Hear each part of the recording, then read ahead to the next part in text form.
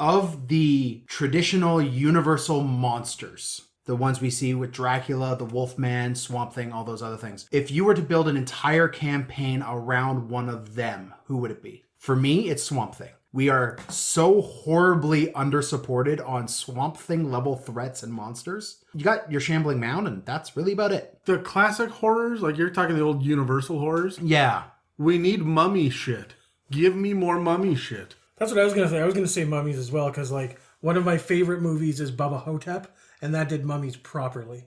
Did it? I don't know how to respond to that. You just shake your chin at him and he'll be happy, apparently. It's a Mimic, the round table Dungeons & Dragons discussion, where you never know what you're going to get. Welcome to another episode in our conversation on Dungeons & Dragons lore. I'm Adam, and with me today are Dan and Dave, unfortunately.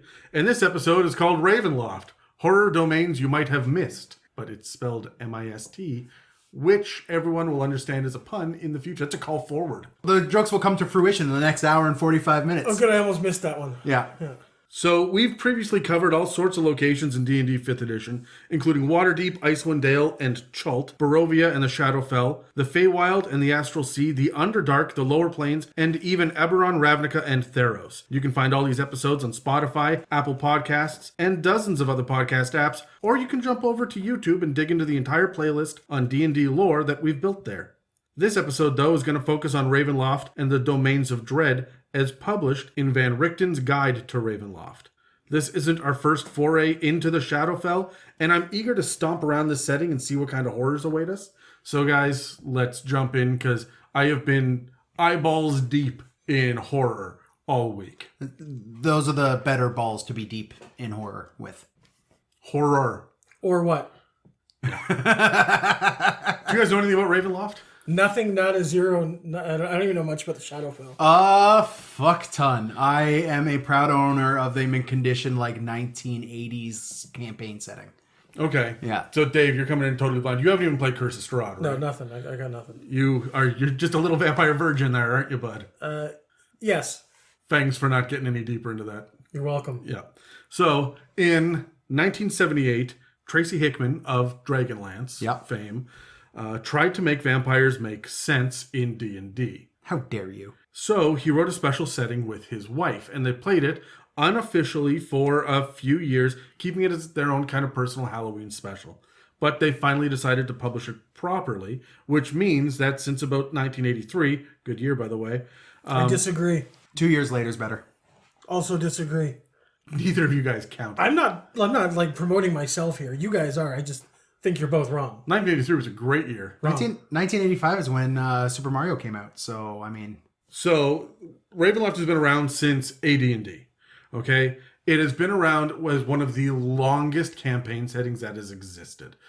Clearly longer than Eberron, which is a 3.5. What's Eberron? And Ravnica and Theros as well, which are Magic the Gathering that have really only been around less than a decade each. So, Ravenloft is probably the oldest setting that we've seen besides, the dabbling of Greyhawk in Saltmarsh. I mean, Forgotten Realms in and of itself is fairly old. It's been around since mid-early 80s as well. Yeah, people just forget about it.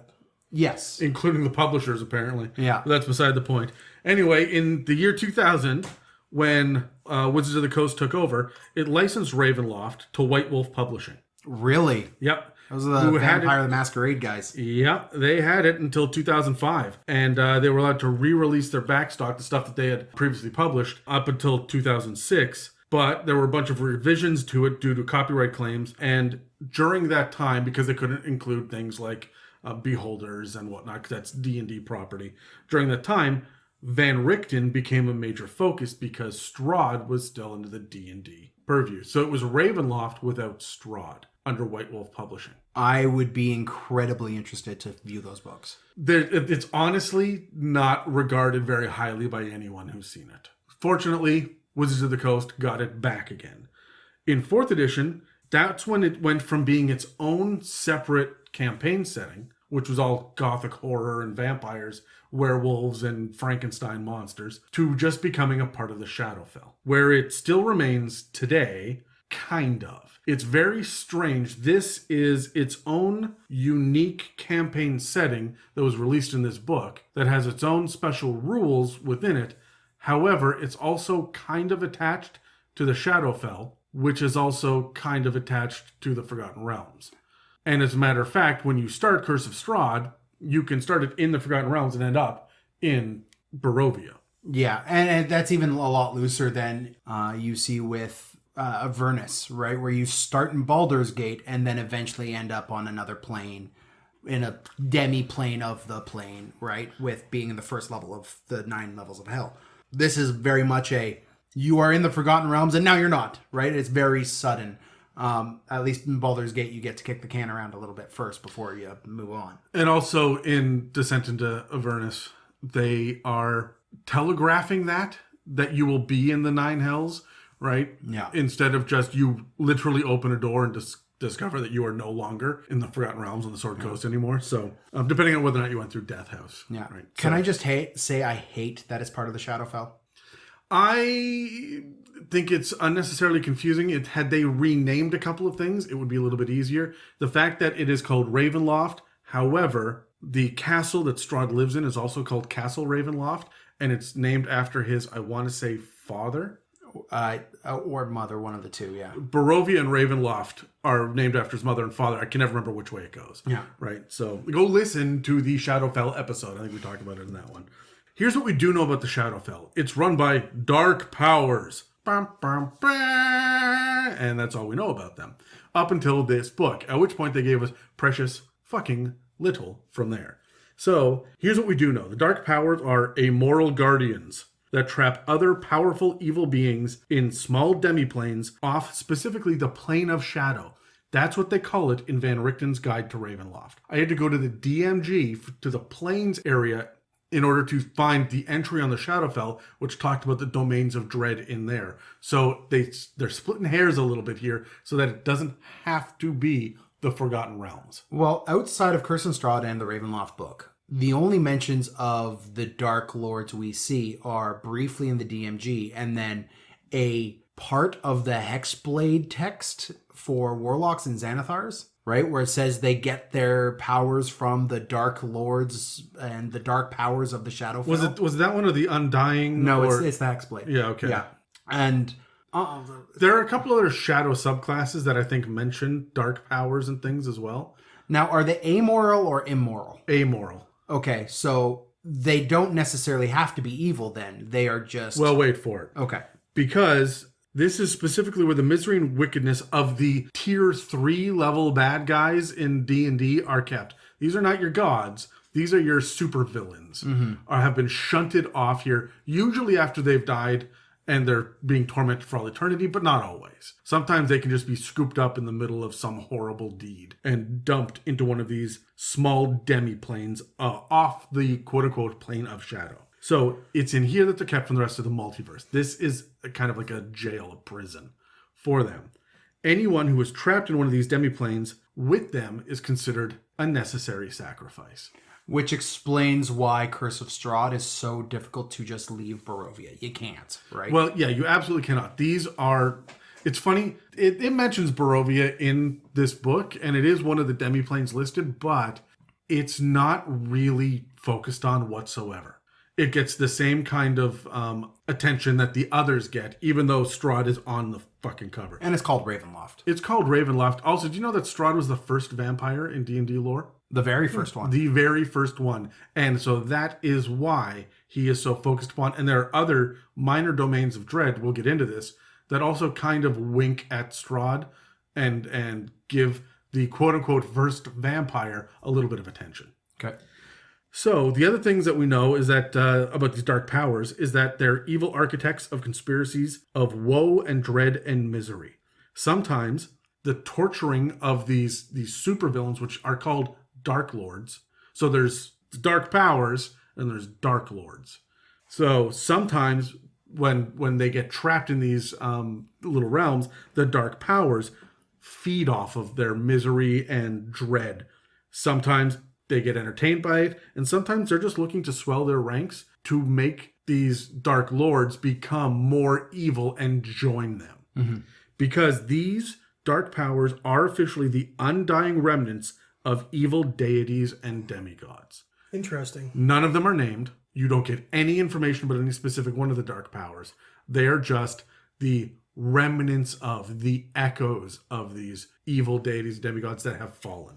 I like that. That's neat for the idea of long-term campaigns and what you can do with like legacy characters and stuff. Well, there are also amber sarcophagi littered throughout the domains of dread that hold pieces of the dark powers' power.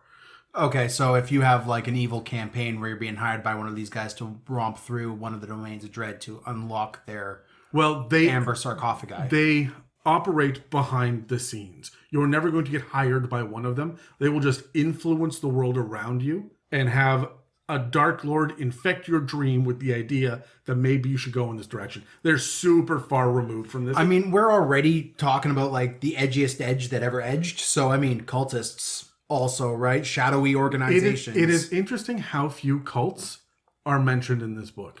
That's a crime against this book. No, it really fucking isn't, because the rest of the Forgotten Realms is fucking lousy with cultists. And we have bitched more than once on this podcast about how there's too many cultists. That seems to be the default bad guy. There's no orc army bad guy. Yeah, there's fair. no slotty bad guy. So the fact that it's always cultists, I'm glad that they got away from that. There's a couple little mentions of them here and there, but they give us other ideas and options for organizations and governments and whatnot that might be a little bit different for you. All right, just to go back a second here.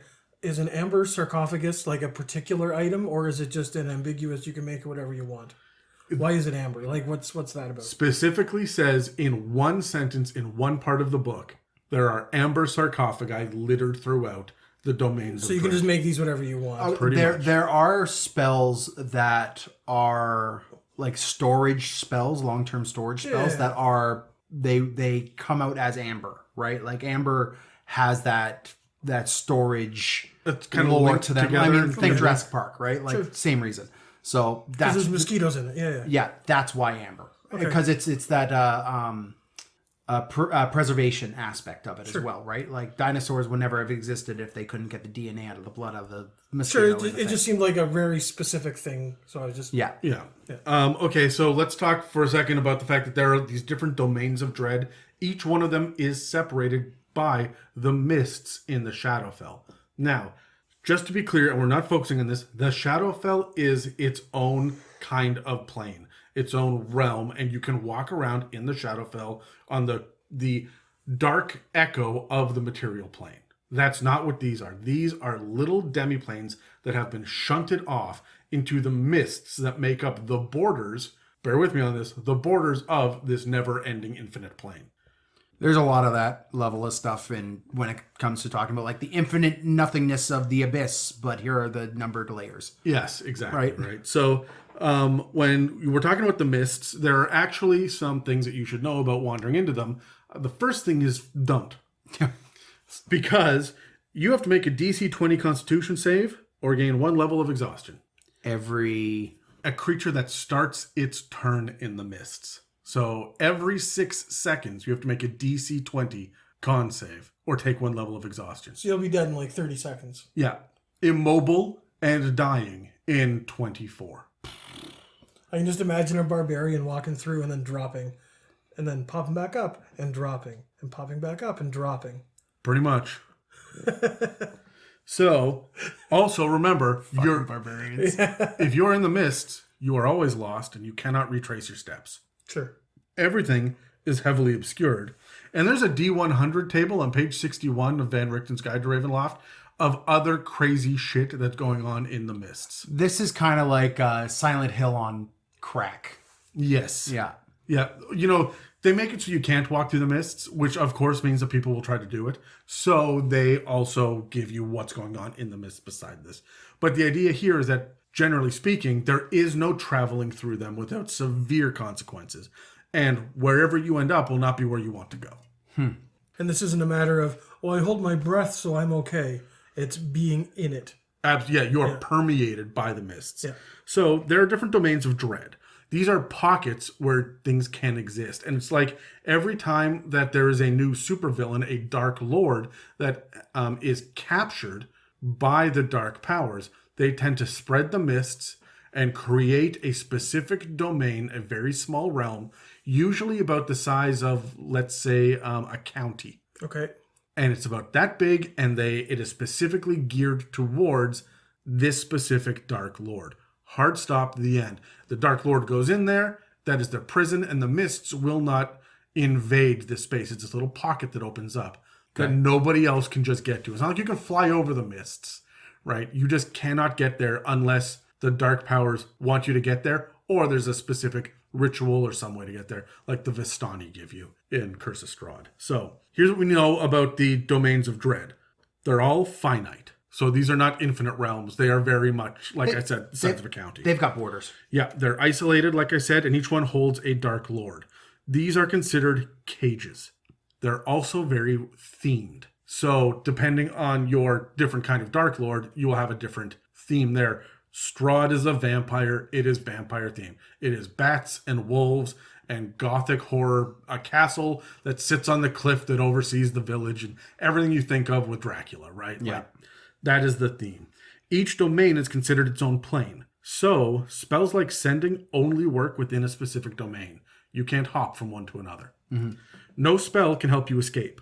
No planar shifting, teleportation, astral projection, or wish. Mordenkainen's magnificent mansion and other extra-dimensional spaces still work within the plane, but then it spits you back into the plane when you're done. Not even a wish gets you out of this. That's correct. That's messed up. That's because it's his deity-level powers, right?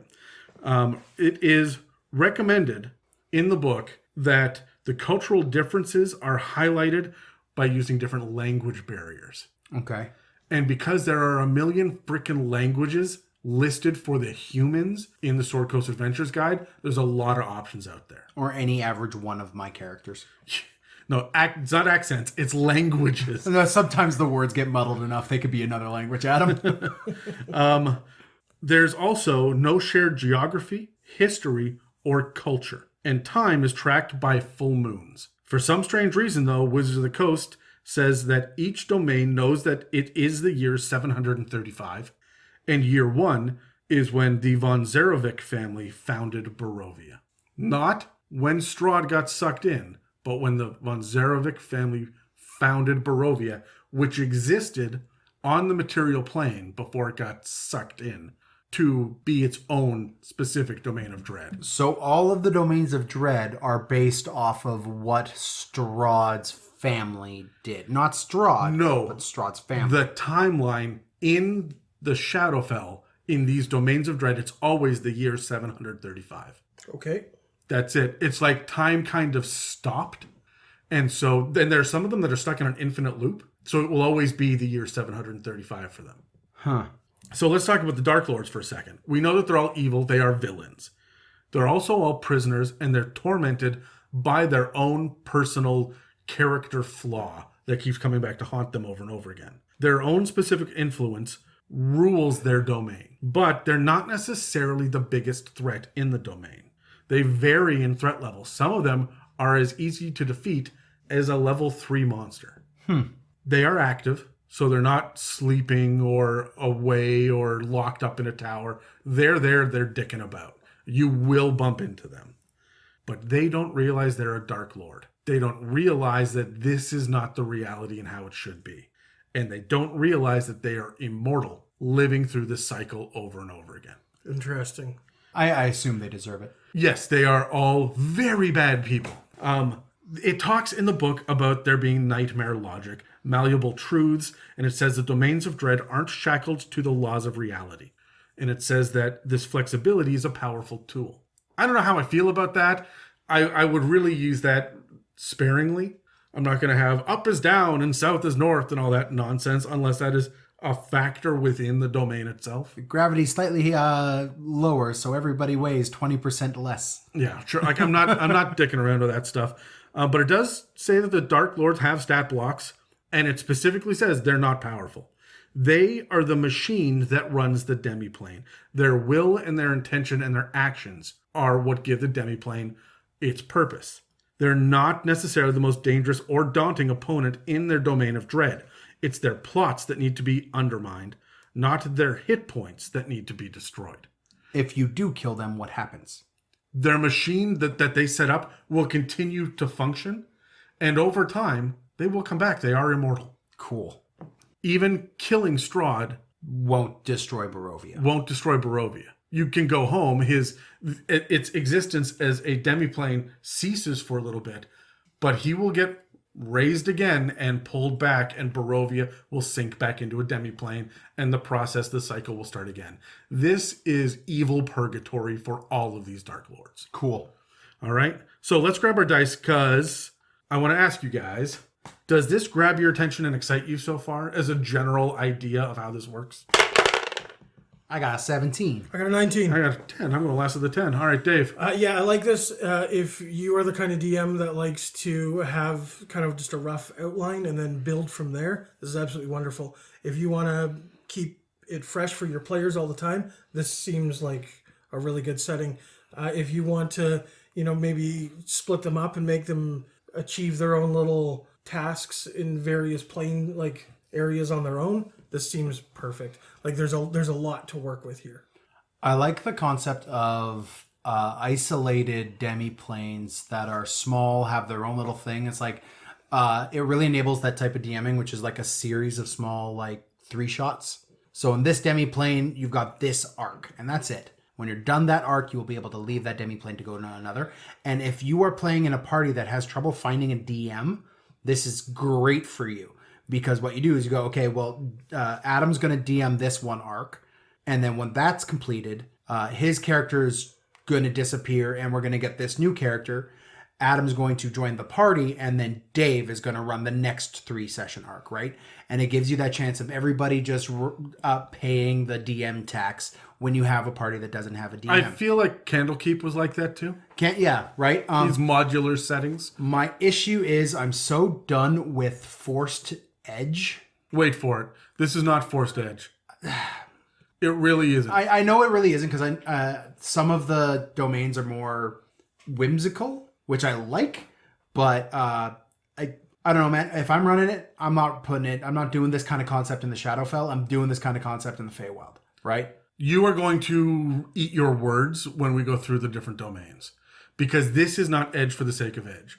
Every one of these domains has a plot line that these Dark Lords are having to deal with over and over and over again. They're stuck in their own hell over and over. And I like that, yeah. And so some of them do feel a little like Fey are a thing in here. Mm-hmm. Definitely.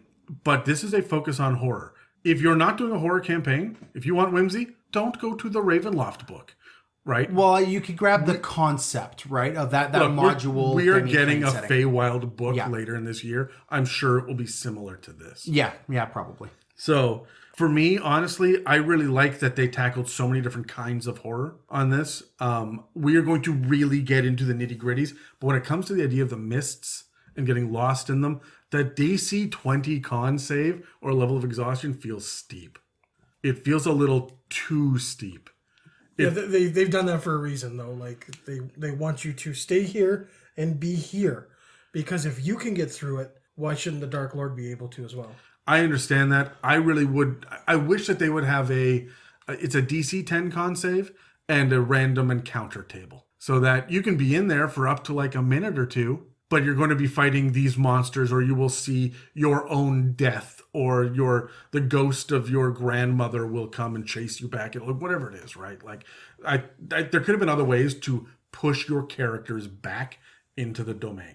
How does the Raven Queen Not at factor all. in? Not at all in this book.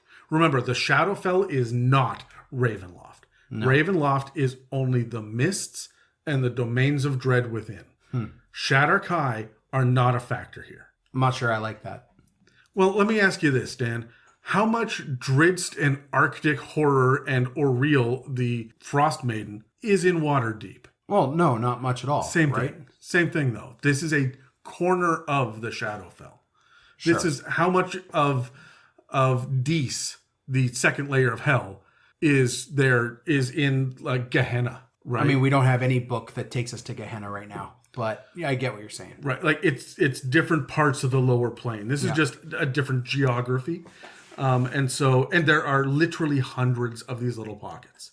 So don't go looking for the Raven Queen in here. I see what you're saying, but this is, for all intents and purposes, this is the only Shadowfell book we're going to get, or at least narrowly Shadowfell-centric book that we're going to get. So, and I, like you said, we're getting that Feywild book. We're probably going to get that cover there as well. It's not a massive criticism. It is just one thing that I'm not 100% sure I'm too on board with. I would like there to be a planar book to break down the general planes as they are. Again, I'm not going to hate on a book or a location based on what it doesn't give me. Okay. I'm going to judge it based on what it did give me, and what it gave me was some good horror stuff. I'm not going to sit here and hate on it because it wasn't whimsical or because it didn't give me enough of the Raven Queen. You know what? Out of the Abyss didn't give me Raven Queen shit either. I don't hate on that for that, right? It's just not what this book was designed to do. Do you guys have any insights about how you would run the mists and the different domains of jumping between, or the idea of dark powers? Does that interest you at all? A little bit. I mean, I think I would probably allow them to use their planar shift modified to move between little parts of the, like, different... Move between the domains rather than being able to just leave the plane entirely? Exactly. I would modify it so that they could kind of jump around a little bit, but only if it was established that, you know, they knew what was going on, right? I wouldn't just be like, oh yeah, here you go, wide open, have at her. If there was going to be a teleportation circle that they've got to get the things to be able to do to move to the next thing, sure. And that is definitely a part of this. You are not trapped here forever. Usually if you defeat a Dark Lord or, you know, disrupt the machinations, if you save the day as the heroes, then you are able to leave. Whether or not you leave back to the material plane is one thing, right? But you are able to get out of this one. You could do an entire level 1 to 20 campaign hitting different domains of dread. Yeah, so. I like that. For me, it's if you're doing it, make sure you are establishing appropriate atmosphere for each one. I think when you're dealing with a lot of the horror tropes, and we've talked about this in our horror episodes, establishing an atmosphere is going to really benefit you. And as we saw with the Vistani and Barovia, having the aware people in each of the domains of dread, I think can help give your party a little bit of direction as well. I'm not sure. What do you mean the aware people? The people who are aware that they're in a... Nobody is. I thought the Vistani were at least in a certain level. The Vistani are the only people that are, and they're not in every domain. No, okay. So... You're right. Like, it's a good intro to that idea. Right. But you're not going to be able to find the Vistani settlement in each one. In each one, no. Playing with the level of awareness that the people have that they are in this prison demi-plane is definitely something I would lean into, because that is where a lot of the intrigue comes for me. So let's jump into a handful of them first, okay? And the first one we're going to jump into is Barovia, which of course is the domain of the first vampire. They all have titles, this like the domain of, right? So this is the domain of the first vampire. It's gothic horror, obviously. Primarily vampires, but with a variety of creatures. You get werewolves and were-ravens and all that shit. It's gloomy. It's somber. There's superstitious feel to it all, and it's the home to Strahd von Zarovic. And that's all I'm going to say about it, because Curse of Strahd exists. We did an episode on Barovia. You can go back and listen to that. We did an episode on the Shadowfell where we talked about Barovia a whole bunch. And there are tons of actual plays in the Curse of Strahd campaign. So if you're looking for more info, honestly, pick up the book and flip through it. It is one of the best books. Yeah. But the next one is called Bluetspur, the Domain of Alien Memories. This is cosmic horror. It's all about mind flayers and illithid nonsense. It has lethal alien hellscapes with ruins of extinct civilizations and a massive singular mountain that looms over everything and pulses with silence that demands attention. This is home to the Dark Lord called the God Brain. I'm loving it. I'm into it. I'm on board.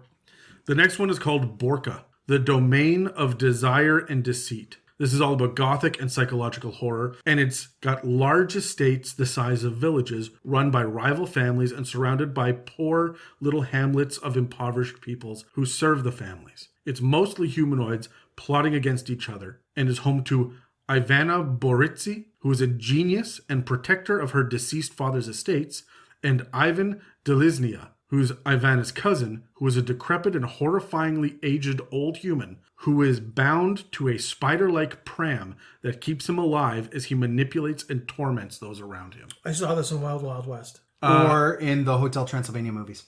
I haven't seen those because I don't have young kids, but the artwork for him is like he looks like a semi-mummified corpse in a spider-legged like crib with tubes and shit hooked up to him, with like his eyes are wild and crazy, and he runs around and just creates hell.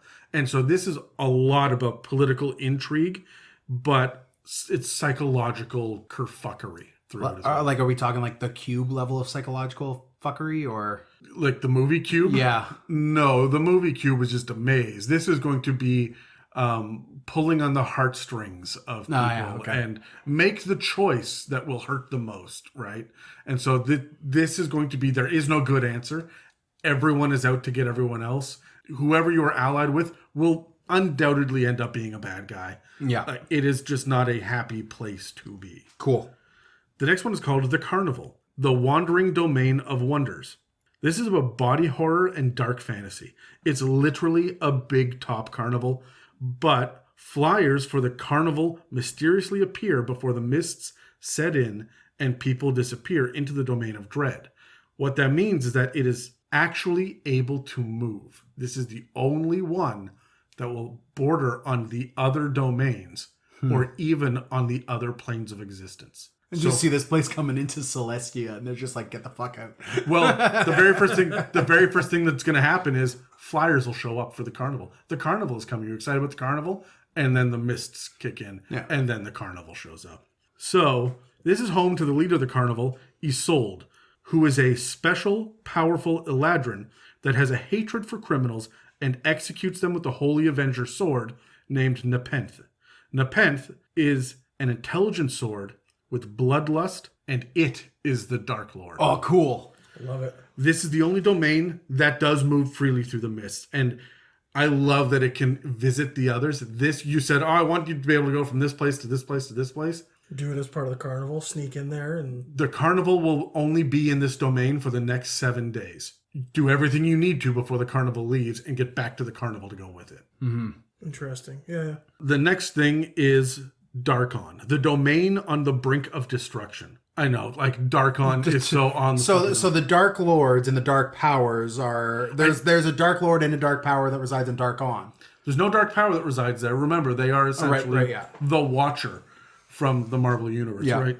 I wonder if this one's called Darkon or something like. The emphasis is on the wrong syllable. Exactly. Yeah. Okay. So Get out. we've got dark fantasy and disaster horror. This is a dying world full of never-ending magical catastrophe that is separated into 4 regions: the Jagged Coast, Lichgate, Rex Crown, and the Mistlands.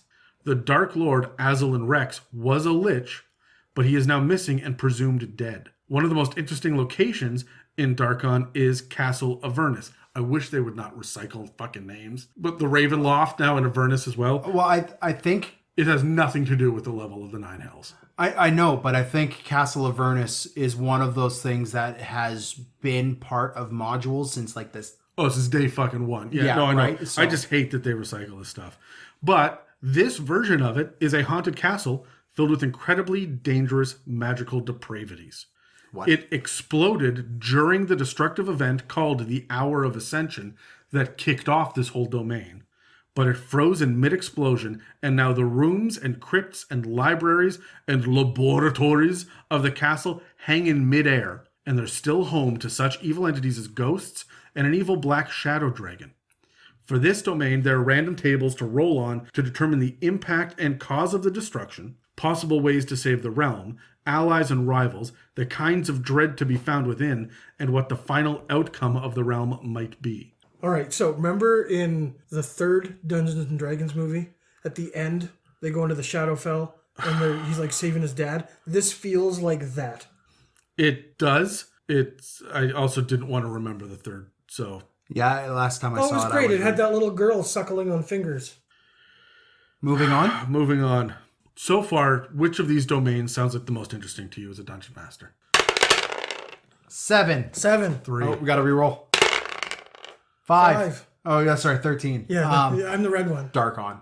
Of all the other options, Darkon is the one that I think intrigues me the most. And just because I want my party to gallivant around this exploding castle, which is in shreds, being torn apart by raw magical energies, and the fun shenanigans as a DM I could come up with there. Man, they have given us living spells in the different books. Yeah. So you know that shit's going to be fucking around. And I've got a 3.5 spell compendium. I'm going to pull that out and make those living spells too. Oh, imagine what a absolutely. living spell of Rack is like. That's cruel. Yeah. What do you got, Dave? I like the Bluetspur. I just love the idea of Cosmic Horror. I'm all about it. Like tentacles and friggin' Very, very Mind Cthulhu. flayers. You can make it very Cthulhu-y. Yeah, this is where you could bring your Call of Cthulhu crossover with your Dungeons and Dragons, right? They've got a lot of info in it too. I mean, each one of these has like a 6 to 10 page spread. You could very much get into this. They've got things about the God Brain and how it works, and the way that the mountain wants you to look at it, but it causes headaches and you shouldn't look at the mountain. Wait, is the God Brain the entire mountain? Nope. The God Brain is the Dark Lord. Okay. For me, it's the Carnival. I'm into it. And I would just be dropping this Rakdos shit from Ravnica all throughout this Carnival. And you're a big fan of Fago, so I get it. It's the ICP soda. I'm with you. I know what it is. Why are you looking at P? What? You said that you see In- P? Insane clown posse. Yeah. Juggalos? They have a particular brand of pop that they like. Or soda for other people out there? No, I'm sticking with pop. Carbonated sugar beverage. Beer? Did you hit record? Yeah, go ahead. So, as some of you have noticed, obviously, Dan and I launched a bit of an informal... Oh, God, enough of that shit. I am so tired of that fucking 3-minute long commercial. Yes, listen to Legend Lore. It's really good, and we dig into all of the different books and stuff. I'm going to use this opportunity now that I'm alone here editing and Dan's not over my shoulder to remind you all about the war against pumpkin spice. It is that time of year again. It is everywhere, and it is in shit that shouldn't exist. I saw pumpkin spice toothpaste.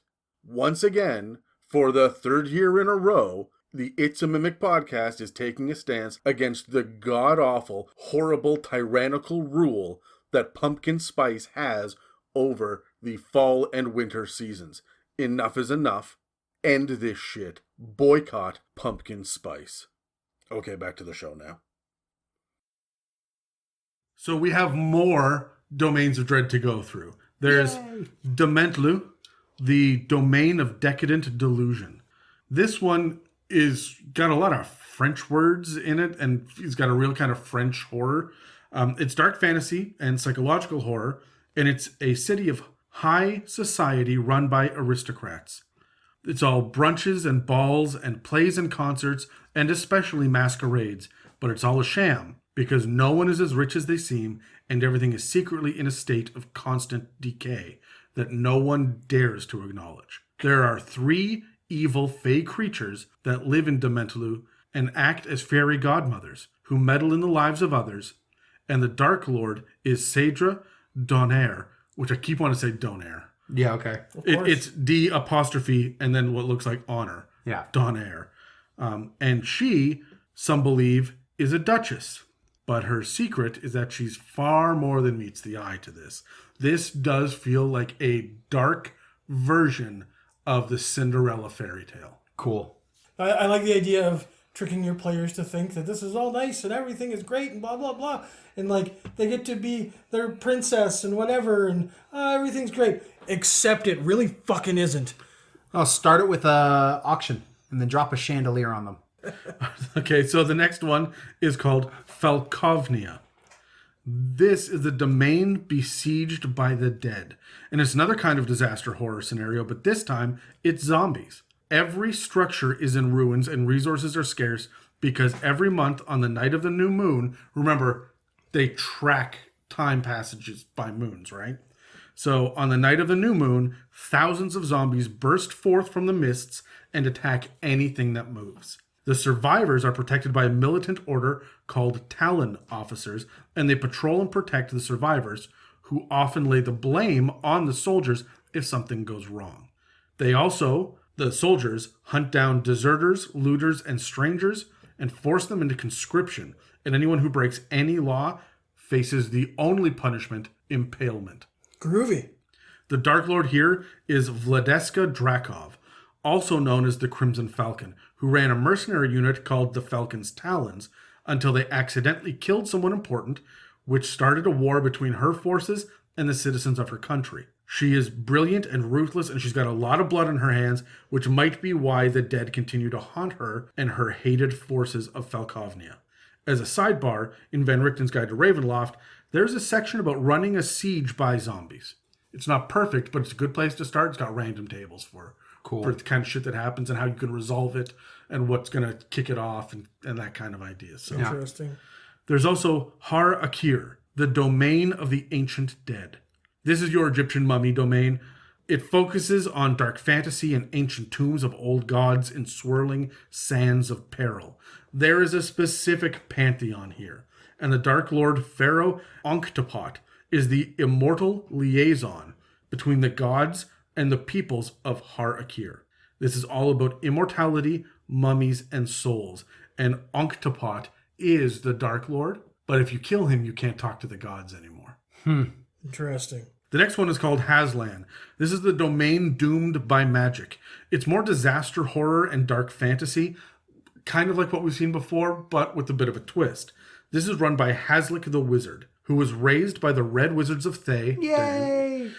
And he's got big ambitions and is omnipresent as he watches everything in his domain. Yeah, Red Wizards of Thay and having big ambitions are kind of synonymous. Yes. Hazlick's experimentations have made this realm an insane and destructive reality. Also where synonymous with Red Wizards of Thay. every spell of first level or higher triggers a very special wild magic table. Oh, Interesting. I mean, it can. If you roll the 1 on the d20, it triggers it the same way that wild magic does, but no. that's nuts. No one here trusts or likes outsiders because outsiders tend to bring magic with them, and that could cause doom or destruction or death to any inhabitant nearby that sees the spell being cast. Everybody's just turning into houseplants. No, it's a very specific table. It is not the wild magic table. Evil houseplants. Yes, it is Little Shop of Horrors, Dan. Is that going to make you feel a little happier? A little bit. Mother. You go to cast a spell and then you're just suddenly Seymour? No, I'm Audrey too. Okay. Freed me, Seymour. Was that Audrey too? Was that your Audrey too? I mean, yeah. Okay. Good on you for trying, Dan. Bless your little heart. I mean, fuck off. It's not a bad one. So the next one is called Ikath. This is the domain trapped in a dream. It's body horror and cosmic horror, and it's also very Asian influenced. Here, all the citizens sleep endlessly in their homes, but those who do wake are suffering from starvation. Food here means more than gold. The Dark Lord of this domain is Xian Qiang, who watched her home destroyed and ended up studying magic under a gold dragon. She became a powerful wizard, then declared vengeance on the invaders of her realm, and drugged the dragon who helped her so she could get a scale that would let her create a bell that could make someone's dreams come true. Unfortunately, the magical experiment went awry, and the dragon and town decayed immediately. She made the bell anyway, expelled the invaders, at which point she was declared queen. As queen, though, she was too strict, and in time there was a rebellion. Her 4 beloved daughters were killed by assassins, and when Xian Qiang returned to the bell for another wish, it cracked and spilled the city into the domain of dread.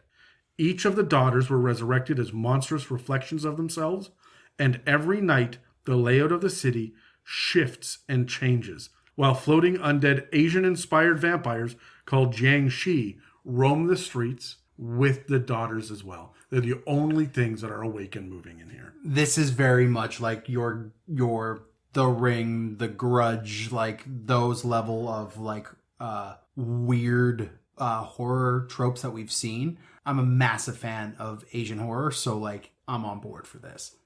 The next one is Kalakeri, the domain of betrayal and revenge. It's all about gothic horror and dark fantasy. This realm is constant upheaval and violent turmoil, as the Sapphire Throne is being contested by the 3 heirs who have been transformed into monstrous versions of themselves.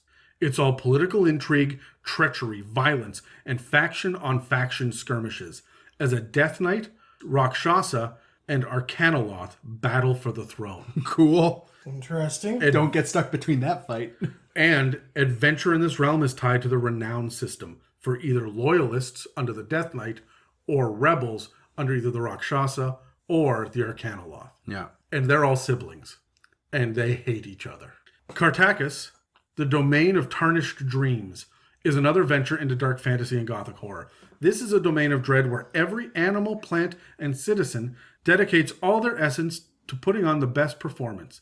And outsiders feel like everything is staged and fake. That means that flowers bloom the brightest and always face you.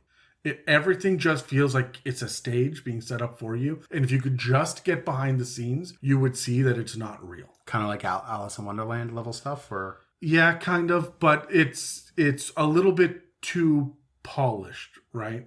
It's more like the Truman Show. Willy Wonka. No, think the Truman Show, Okay. where every time that you want to go down that road, there's someone calling you away to do something else, right? Like they want to keep you seeing the performance, but it's everywhere. There's no general governing body, but the different settlements are all in creative competition with each other all of the time to make the best art. By the full moon, however, the lycanthropic nature of the citizens is revealed and violence spills out. The Dark Lord in Kartakass is Har'Akir Lucas, who is a Loop Guru masquerading as a bard. Do you guys know what a Loop Guru is? I do. It's like a super werewolf.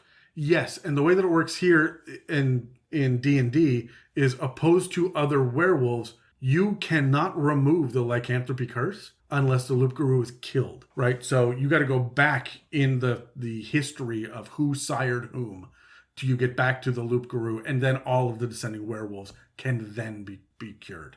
Then we have Lamordia, the domain of snow and stitched flesh. Nifty. Body horror and gothic horror for this one. The domain is a city trapped in a frozen wasteland, but instead of a frigid cityscape or blizzard-swept town, you instead get a steam-powered city with boiling sewers, a mining town with smoking refineries, and Ludendorff University, where Dr. Victor Mordenheim, who is this domain's Dark Lord, pushes the boundaries of knowledge, discovery, experimentation, and magic with his mad science. Expect flesh golems, brains in jars, and homunculi around every corner, and reanimated horror at your heels. There is a Warhammer fantasy setting called Mordenheim that is this level of kooky dukes nonsense. Like, There it is, Kooky Dukes. I got to get one an episode. That's not a bad thing. Yes, I do have to get one of them an episode. It's not a bad thing. It's just That is a bad thing. it's a little too on the nose with the last name there. Harkens it a bit too closely. You know, all of this stuff feels like it intermingles all these different settings and games. And But it's close. Like it almost feels lawsuity. Well, I'm sure that if you break it down, Mordenheim actually means like the man Something. of death or something. It might be part of Norse mythology too, judging by the naming convention. But Yeah. I don't know enough to judge. So let's grab our dice. I want to know which one of these ones sounds the most interesting to you guys as a DM. I got a 13. I had a 7. I got a natural 1. For me, the one I want to run more than any of these other ones is Kartakass. It's the one with the Loop Guru. I am a massive werewolf fan. I've always preferred my werewolves to vampires. Like when that argument comes up, I'm always You're Team Jacob? I'm Team Jacob. So Is it because you waxed his off. chest? no, it's more he just shows his nipples more and doesn't glow in the sunlight. Fuck. Anyways, the fact that Loop Guru are now D&D 5e official lore and that you could follow that train of thought, fucking I'm on board. Yes, please. So Kartakass for me. Yeah, honestly, for me, I'm all about Dr. Frankenstein in the snow. I love that idea of the steam-powered crazy city of just like weird shit. I really want you to be down in the sewers as crawling claws and intellect devours. Yeah, like Shit. have a couple sessions where you're like grave robbers. Yeah. Yeah. But I also like that it's a little steampunky as well, which is kind of fun. For me, Dementlieu, or however you say it, Dementlieu. Yes. Dementlieu? Dementlieu. Dementlieu. Nope. Dement. Liu. Like lieutenant, Dave. Dementlieu. Dementlieu. That's how I'm pronouncing it. Okay. Yep. At one point, way back when I was still doing 3.5, We had a couple of sessions where we were at a masquerade ball, and every time the word masquerade comes up in D&D, I go back to that, and my players had such a good time doing it. However, I wouldn't choose it. I'm with you. I would pick Lamordia. I like the idea of being an Eberron fan myself. Have them maybe dip out of Eberron into this area of the Shadowfell. You could pull this out and put it in the north of Eberron. Exactly. It feels that kind of steampunky to me. That's the other really fun thing about all of this. You can grab any one of these and plunk it down into any location and just get rid of the mists and have it just be a thing. Yep. The idea of wandering across the sleeping city of everyone is asleep and can't be woken. Yeah. But there are these floating vampires that are stalking the streets at night as the city changes shape and geography around you. And honestly, you should feel free to do that with this and any of the other books. Like, there's no reason why you can't have the third part of Ghosts of Saltmarsh in one of your campaigns, right? So this especially this stuff from the Van Richten's Guide to Ravenloft is primed for pulling it out like that. As a player, which one interests you the most? What do you want to play in? I mean, werewolves. Still werewolves? Still werewolves. I mean, Lamordia does have its charm. I mean, I threw you guys in a cosmic horror level snow-capped realm before, and I live in a cosmic horror snow-capped realm, being from Canada. It just feels like home, Lamordia. I am all about Har'Akir. I want to go raid tombs. Mm-hmm. I don't want to run mummies. As a DM, the mummy lords are a little lackluster, but as someone who's got to face off against them 3 levels too early, that's the appropriate level of scary for me. I'm a big fan of that raiding tombs, Indiana Jones, or frankly, Brendan Fraser versus the mummy level of adventure.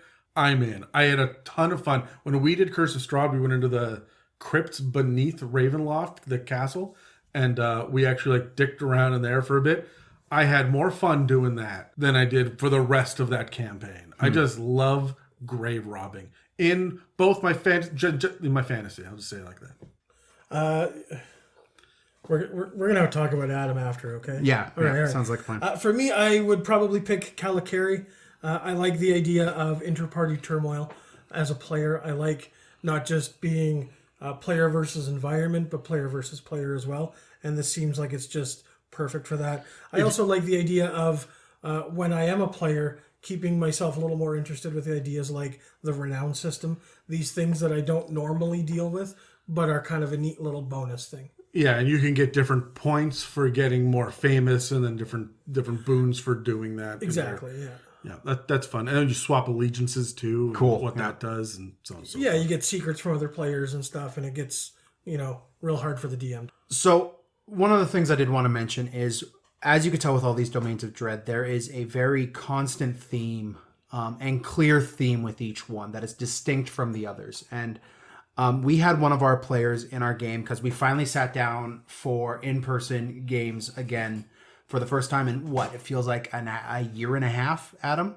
We went from March 2020 to July 2021. So it's been a bit, and we finally got to sit down for the first time and play, which was super fun. But one of the players turned to everyone at the end of the session, was like, so when are we actually going to do the cosplay dress up as our characters thing? And with these domains of dread, with that in mind, running something like Dementlieu and having everybody come to the session wearing masquerade outfits with the masks and everything else, and having fun with it that way, please embrace the weird when it comes to this. And you realize they play a Leonin in that campaign, Dan. I'm going to show up as a bloody furry. You do every week anyways. And nobody needs to see that. However, some of them want to, right, Dan? Also, don't forget to check us out on Instagram, Facebook, and at the subreddit r/it'samimic. Where we will not be posting pictures of Dave as a furry. Let's not count anything out just yet. I Yeah. have my own account. I can post things. Yeah, you don't know what Reddit After Dark's like. Right? Also, you can email us at info@it'samimic.com. And I mean dark. Also, if you have any questions for the mailbag episodes, make sure to post those, and we're always looking for more and more. There's a thread on the subreddit specifically dedicated to it. But of course, the inbox on Facebook and the inbox in Instagram are both consistently full of questions as well. Yeah.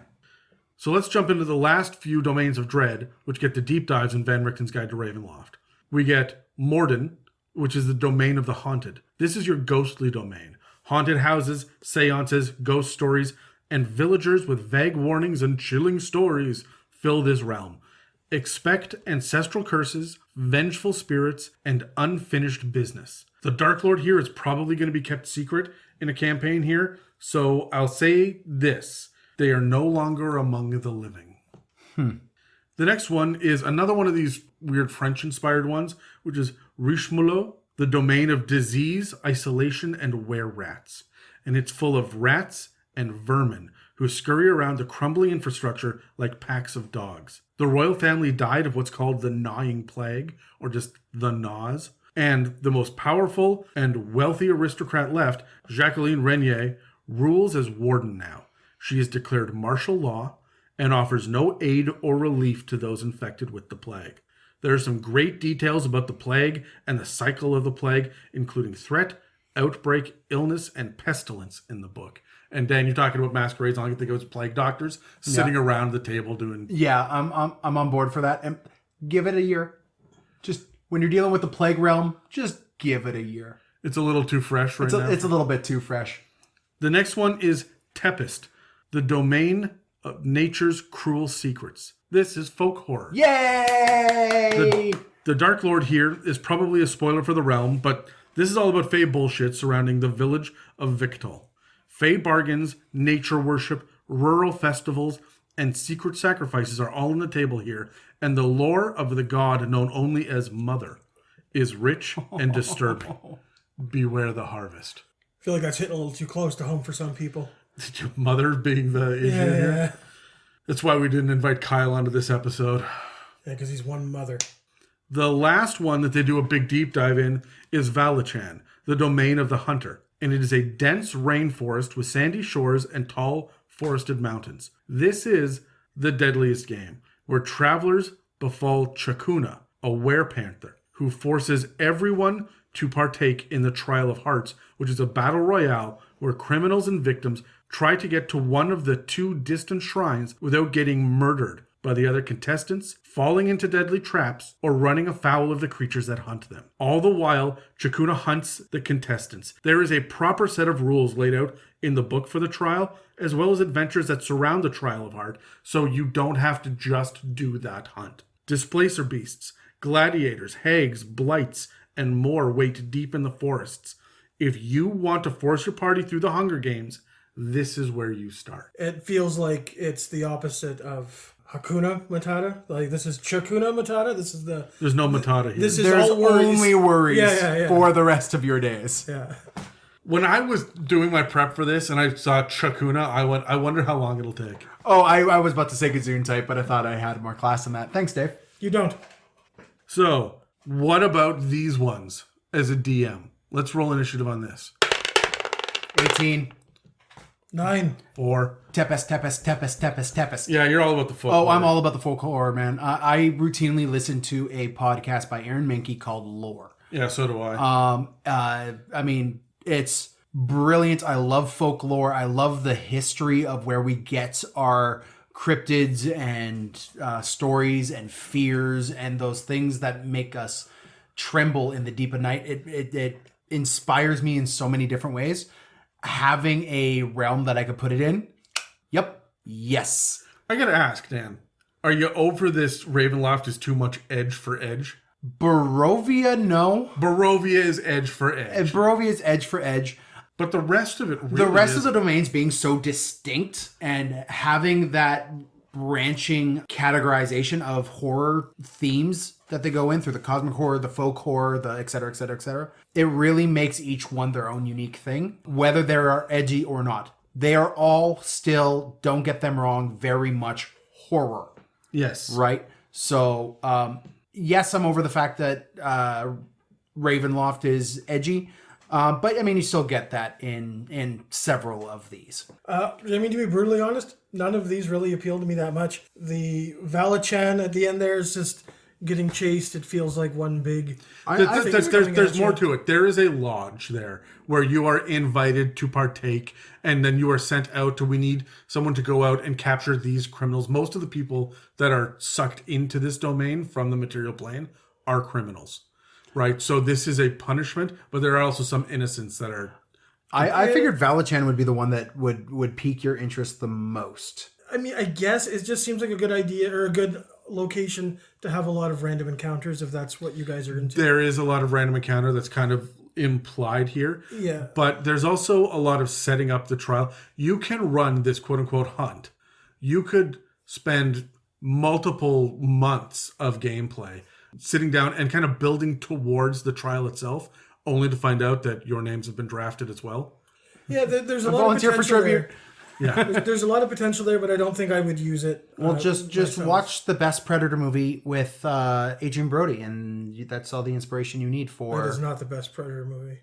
It isn't? There's other Predator movies? I will show you the bad side of my good hand. And I will show you the front side of my back side. No. Wait. No. All right. So mine is obviously... Again, Reddit After Dark. Morden is the domain of the haunted. The fact that it's all ghostly apparitions and specters and shadows and stuff, I don't care what level you are. I have got incorporeal horrors given to me throughout these books that I'm going to fuck with you something fierce. There's just such a rich flavor to the haunted house that it's not just one haunted house, it's haunted villages. Yeah. Like, it's so cool. Here's the timeline. Hey, Adam, we're thinking about running a bit of a horror campaign. Well, here's your options, guys, including this one haunted village. Hey, the haunted village is really great. Adam immediately goes home and binge watches Poltergeist, The Exorcist, goes down the list of all these classic haunted house horror movies. The Exorcist is not a haunted house horror movie. Well, I mean... Amityville. Let's go with Amityville. Amityville, yeah. I have many thoughts about Amityville and The Conjuring and whatnot, and that's another episode because I love haunted houses. Yeah. I just wish someone would do them right. As a player, which one would you be most interested in playing in, Dan? Valachan. As a player, I'd want to play in Valachan. I'd want to play in that hunt. With that gamified almost version of it, and the only way out is to succeed in the hunt. So embracing that sounds have to get to the shrine before the others. First one there wins. If you're not first, you're dead. Yeah. Right. And there are two shrines, one at the top of the mountains and one on the islands off the coast. And you start off deep in the rainforest. Go. Yeah, honestly, I would probably pick Valachan as well. One of the things that I really like as a player is learning from other DMs and stealing things. And this just seems like there's a lot of potential to see new things and experience new things that I can pass on to my players later. I always DM. I rarely get to play. This seems like a good idea to help me bolster those abilities. I am all over the domain of disease, isolation, and were-rats. I love the idea of the disease, the plague that's being spread, and the fact that they actually codify, these are the 4 steps of the plague, and even if you cure it, it is coming back. It can never be truly cured. This is going to fuck with your paladins and your life domain clerics and whatnot, something fierce. Yeah, you got a character with hope. There's nothing that quite destroys hope like the slow decay of disease. So there are lots of others listed in the book. So let me give you a quick list of them. And then I want to know what your favorites are. So keep an ear out. I'm going to go rapid fire out with this. I'm going to start off with the one that Dave's going to choose anyway. Yep. Sire 1313, The Morning Rail. This is an escape from a haunted lightning rail that tried and failed to escape the morning in Eberron. Then there's Forlorn, which is about a vengeful Dhampir trapped in an infinite cycle of death and rebirth. Gastria, which has a similar plot to the Picture of Dorian Gray, only the painting also eats souls. Gehenna, which is not Gehenna, it's spelt differently. There's an apostrophe, not just a G-E. Yeah, it's Gehenna. Yeah, which is a rocky, starving land where the locals offer their only food and sacrifices to a dark god discovered in the mountains. Hills Have Eyes kind of level? Oh, shit. A little bit more Cthulhuid. Okay. Then there's NVIDIA, which is not a video card up there. It's not a graphics card. What? So no, NVIDIA, which is halfway between the Omen with an evil child, and Ouija, the spirit board. Keening, which is a village beset upon by a banshee. Clore is made up of islands and suns on the brink of apocalypse. So there are these floating islands, and there are 13 suns in the swirling cosmos, and the islands are broken, shattered parts of realms. and they're swirling through the cosmos, and they're facing destruction in a matter of hours against a sun-like sphere in the middle. Every hour, another one of these suns goes out, and it gets destroyed. It's a surreal cosmic horror where no one remembers how they got there, but everyone is desperate to avoid the fiery inferno at the end of the universe. There's Markovia, which is essentially the island of Dr. Moreau. It's all animal people, but Sort of. but not lycanthropes. Like That's when your Simic hybrid character starts clapping his claws. yeah, Paws, Both? hooves. flippers. Yes. Nice. One of each. The Nightmare Lands, which is exactly what you think it is. The Nightmare Court is comprised of the living nightmares of a potent psychic, and they inhabit the empty city of Nod and hold dominion over the floating spheres of strangers' nightmares. Then there's Nirajan, which is a place of peace and tranquility if you willingly give up all worldly possessions in order to find enlightenment. Spoiler alert, not everything is as benevolent as it seems. Also, this one has dragons. There's Nova Vasa, where nomadic warrior tribes are in constant battle under the purview of their overlord, Mjar Hiergard. Just throw the Iron Maiden on and have fun for a campaign. Pretty much. This is Like, this is your album cover. yeah, barbarians live Yeah. here. There's Odair, which is a village of children who all love and follow the Toymaster and his carionette. Cool. No, thank you. That's weird. There's the Rider's Bridge, which is essentially the Legend of Sleepy Hollow and the Headless Horseman. However, even if you win, you got to do it again and again and again. You just end up on a different side of the bridge with a different kind of Headless Horseman over and over and over. Yeah, it's the headless horseman, and then it's the armless horseman, and then it's the legless horseman. No, actually, And then the horse is the one missing the head. It's the The headless horse horse. is horseman. Man. kind of, because one of the versions is a centaur. I'm out. I'm done. There's Recibulos, which is a performance hall that features a ventriloquist's dummy and a tortured, humorless soul and a myth about Strahd von Zarovic that may or may not be true. I've read that Goosebumps novel. No, you haven't. This is different.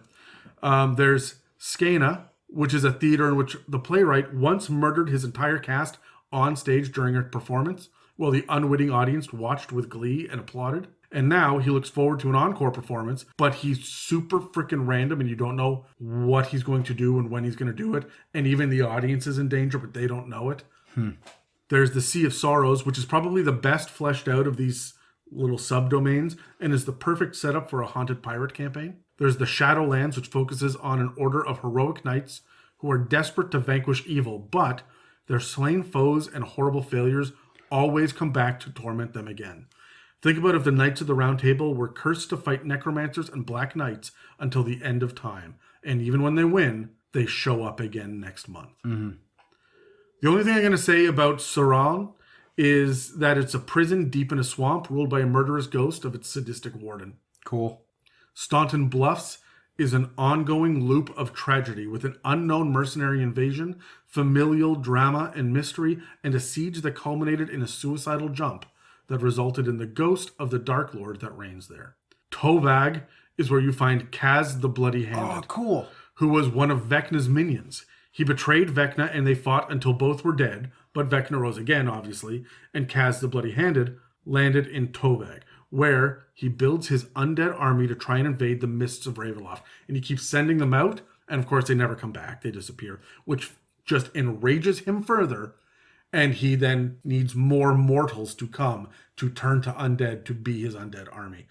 There's a significant plot hook here about the Sword of Kass, which is his weapon, which is outlined in the DMG. It's an actual magical weapon here. Yeah. So we get the Vage Agency, which is run by Philomira Vage, who investigates occult mysteries all across the domains of dread. Here's another one that goes domain hopping. But there's a dark personal history and a secret that will keep your players guessing as they unravel the mysteries and conspiracy in this film noir setting. Cool. Then Jarisia. Jarisia is kind of like Jack the Ripper with a twist and set in a rioting city full of food scarcity, overtaxation, and dozens of missing person cases that occur every night. Jack the Ripper meets Les Mis. No. Jack the Ripper meets I don't know what to say without spoiling it. There is a supernatural twist to it. So, guys, one more time, let's roll the dice. I got a 9. 13. So, Which of these domains sounds the most interesting to you as a DM, Dave? Oh, sorry, 1313. You nailed it. Like, absolutely 100%, no question. Like, by not just a little either. Like, by a lot. Stuck on a train. Yeah, like this isolated, almost like Snowpiercer idea where you're like, your whole thing happens on this friggin' train. But here's the cool thing about it. It gets a little bit into the history, so here I'm going to sink my teeth a little bit more for you, Dave. The idea is that the people that were getting on the train knew the morning was coming. Yep. And so they boarded the train to escape, and there was a delay. And so as it pulled out of the station, the morning hit, and they are forever trapped between life and death on this train. Cool. And it's up to the players to figure out what the fuck to do with this train. Don't you just use a Phoenix down and it's done? I, too, have played Final Fantasy 6 or 3, depending on which region that you're from. Anyways, my answer, honestly, Chlor sounds lots of fun. That's the one with the suns that are going out and the timer that's counting down on your party. Once an hour, so you have 13 hours to get out of here. Yeah.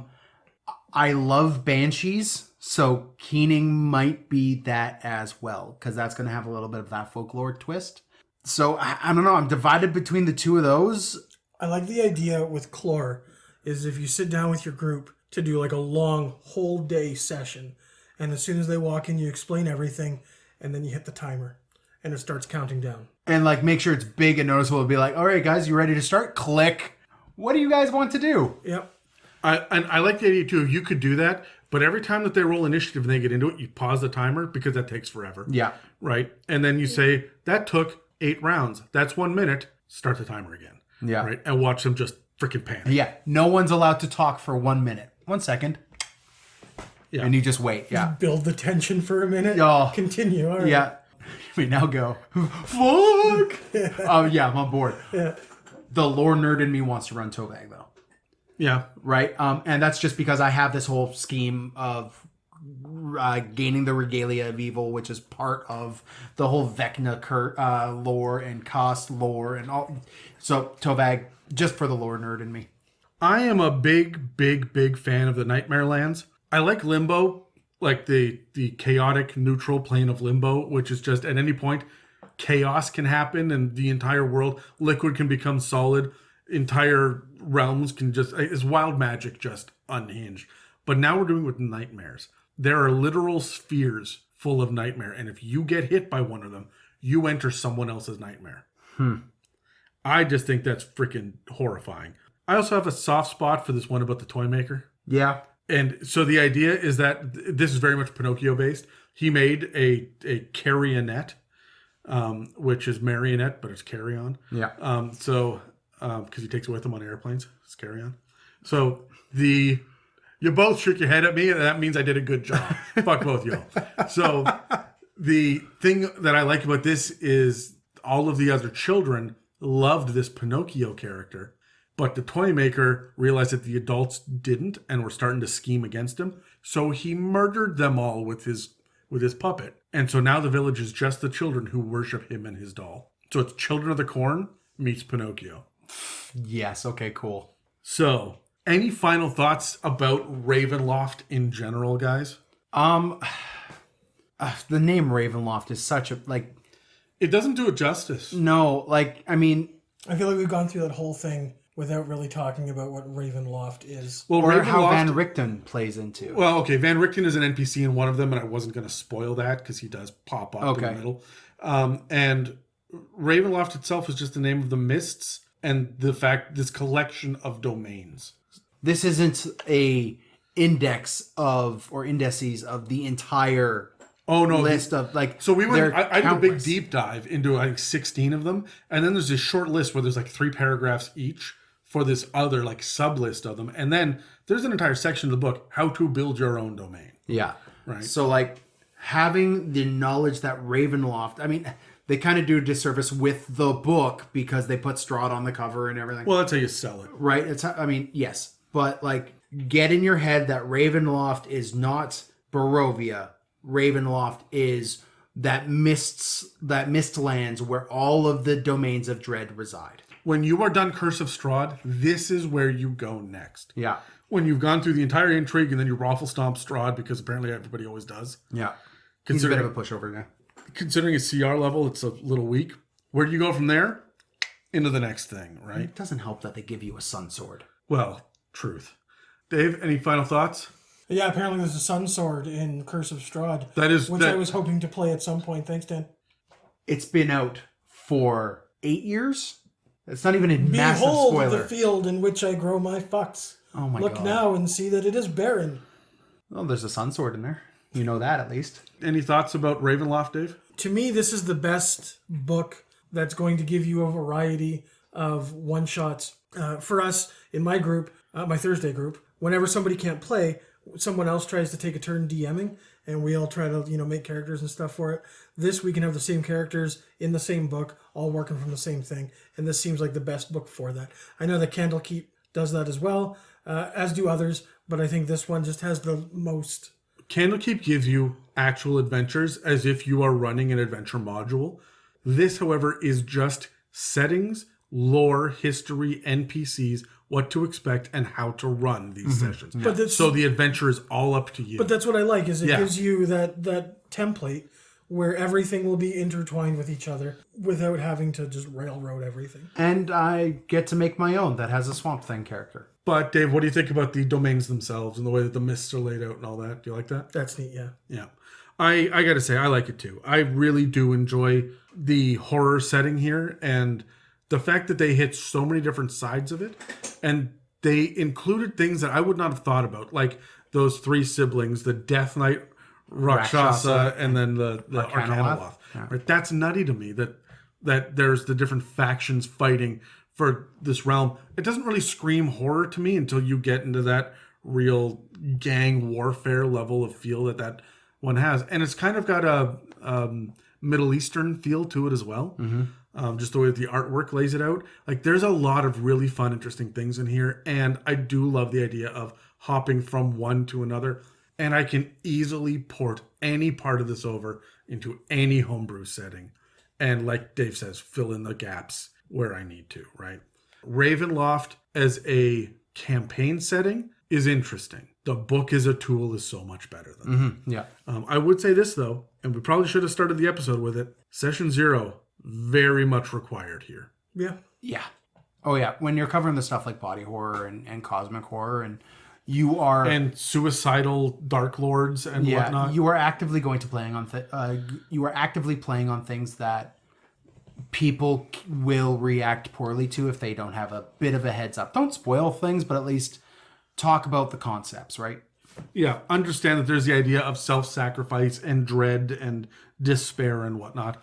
And I would hit the nail on the head and say, like, look, depression is a factor in this. What do you think about it? And when people say, hey, this feels a little raw, this feels a little new, or a little too on the nose, you can steer clear of that one. There are enough other domains of dread out there that you don't have to play in that one. So I think that's all for this discussion on Ravenloft, but there are a lot of other pieces of lore in Dungeons & Dragons, so subscribe or follow, and check back regularly to see what inspirations and insights we'll have for you in the future. Next week, we'll be taking a good long look at one of the most complained about playable races, Especially by me. in 5th edition, the Dragonborn. If you'd like to support us, we have a fancy donate button on our website at www.itsamimic.com, as well as a store with some awesome merch. We also rely on word of mouth to get news of the podcast out there to the community. So please pass the word to everyone you know that we're available on iTunes, Spotify, as well as YouTube and most podcast apps. Thanks again for listening to It's a Mimic, where you never know what you're going to get. This has been an It's a Mimic production. Inquiries, requests, and questions for our mailbags can be sent to info@itsamimic.com. Hey guys, so I'm just looking here through the back of the book, and I noticed that they actually have a Nosferatu monster. Now, this isn't the Nosferatu, this is a Nosferatu, and these things are really cool. Have you looked at these at all? I have skimmed through them, yes. Not really, no. All right, so the idea with this guy is he's kind of a clumsy vampire. He will feast on anything that has blood. One of the main signs that these guys are around are all the horses in the stable start disappearing, or not disappearing, but The blood inside them disappears? become drained. And then, they disappear into places where humans and other creatures of the day won't find them. they slip back in. They feel like a half step between a vampire and a vampire spawn. Like they're a little bit more feral. Yeah, well, when they feed, just afterwards, they do get like a moment of lucidity where they can talk and everything, but they're pretty selfish. I mean, they're vampires, right? Yeah. The visual, the picture of this in the book is absolutely wonderful. I love it. Pale, big claws, the big, sharp front teeth. Not, the canines, but like the front teeth. Actual Nosferatu. Yeah, like pointy ears and stuff. Big, long, slender legs with claws and everything. These guys look horrifying. Now, they're only a CR8, which is, respectable. Tough enough. They got an AC at 17. I'm not going to do a big breakdown, but they do move at 40 feet, which is pretty fast. Yep.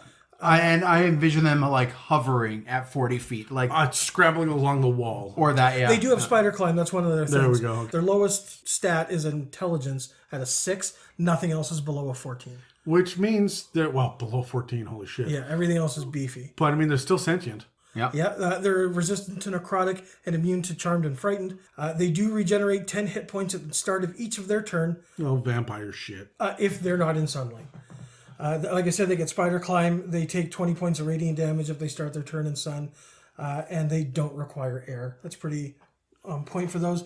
They're multi-attack, 2 claws and a bite. If the 2 claws hit, the bite has advantage. Nice. Cool. I like that. Okay. I like that. That's fun. And it does the bite specifically does 1d8 plus 5 piercing plus 2d6 necrotic damage, except if the target is missing any of its hit points, it takes 2d10 necrotic damage. So that's kind of like Toll the Dead, just as a bite.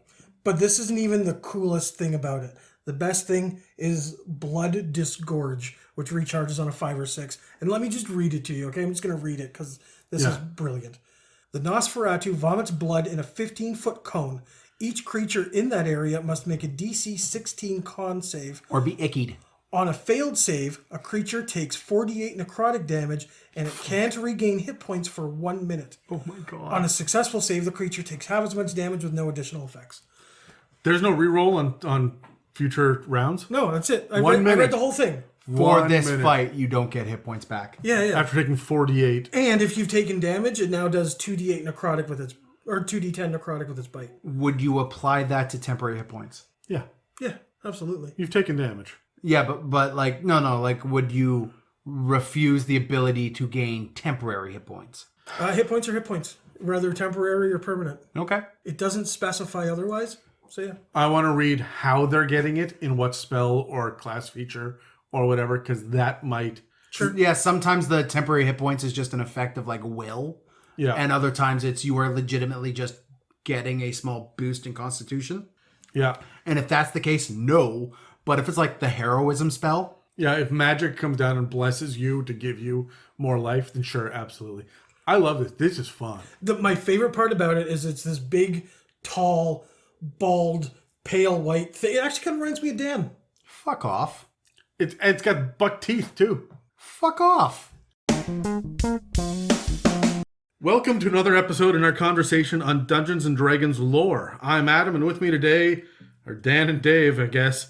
And this episode is called Ravenloft. No, I am Dave. Am I Dan? Am I the one that's not? 7. 7. 3. Oh, we got to reroll. 5. Oh, yeah, sorry, 13. Yeah, I'm the red one. Yeah. That's orange. That's brown. That's red. That's orange. That's brown. Y'all are wrong. You all are wrong. That is red. This is red. The table we're on is red. Okay, that's red. I will accept that part of it is orange, but it ain't brown. It is distinctly brown. I am immensely concerned for both of your eyes right now. There's other Predator movies? I will show you the good side of my bad. No, good hit. What? No, never mind. Some sort of Bubba Hotep. Thanks for listening. Bye.